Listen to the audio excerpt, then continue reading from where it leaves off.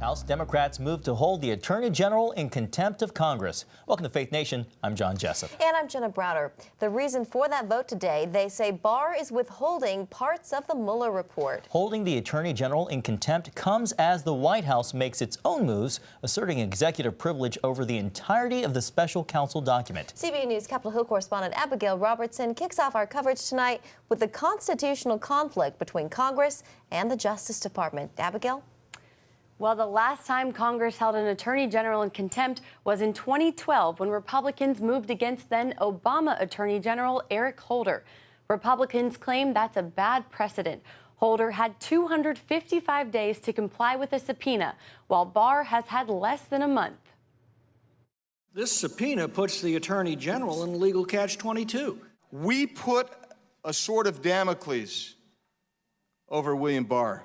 We created a Hobson choice. Republicans claim Democrats are putting Barr between a rock and a hard place. He has asked the Attorney General to break the law, and if he will not break the law, he will hold him in contempt. At issue, redacted portions of the Mueller report, including secret grand jury material related to ongoing investigations. To the extent that we have asked for access to grand jury information, which is protected by federal law, all we have ever asked is that the department join us in petitioning the court to determine if it is proper for us to have access to this material.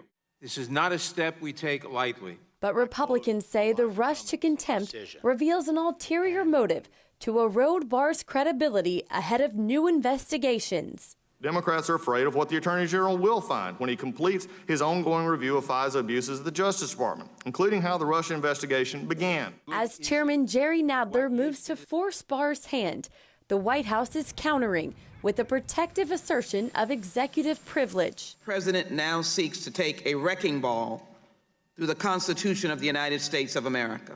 That has Democrats shouting fire. We are in danger. We need to respond. As Republicans cry foul. I'm really here in mourning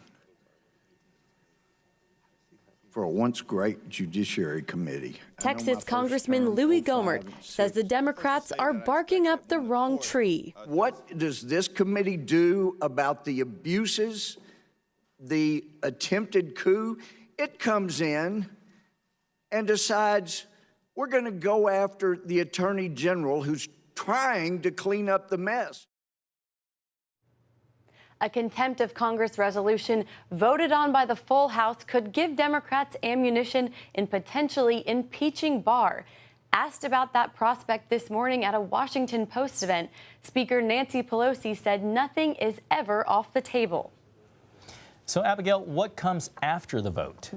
Well, we all need a brace for a constitutional showdown over what the Department of Justice legally has to give Congress, and it could get messy. Now, first, I want to point out this measure doesn't have to pass both the House and Senate. It can just pass the House with a simple majority, and then Speaker Nancy Pelosi would hand it over to the U.S. Attorney in D.C., who, according to the law, whose duty it shall be to bring the matter before the grand jury for its action. Now, if they try to sentence Barr to jail time, it's important to point out that they could only hold him until the end of this session of Congress, and it might get tricky when they go to arrest him since Barr has armed guards. And another thing to point out, too, is if they pursue criminal contempt, the Department of Justice makes the decision over if they take up that criminal case against him. So there's a lot of moving parts here. Abigail, hasn't the Attorney General already made a less redacted version of the Mueller report to certain members of Congress?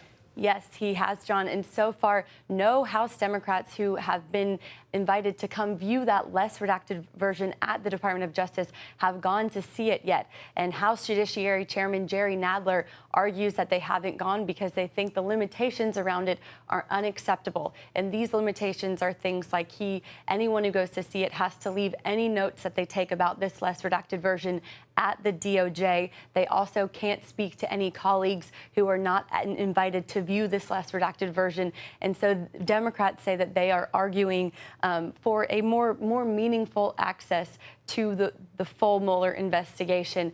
But the White House press secretary, Sarah Sanders, says the Democrats' excuses about this are absurd. She says that the House Democrats are asking the Attorney General to break the law by sharing grand jury material, that House Democrats know that they're asking the Attorney General to break the law here. And she argues that this is just a response to them being upset with the findings of the Mueller investigation. All right, Capitol Hill correspondent Abigail Robertson. Thanks, Abby.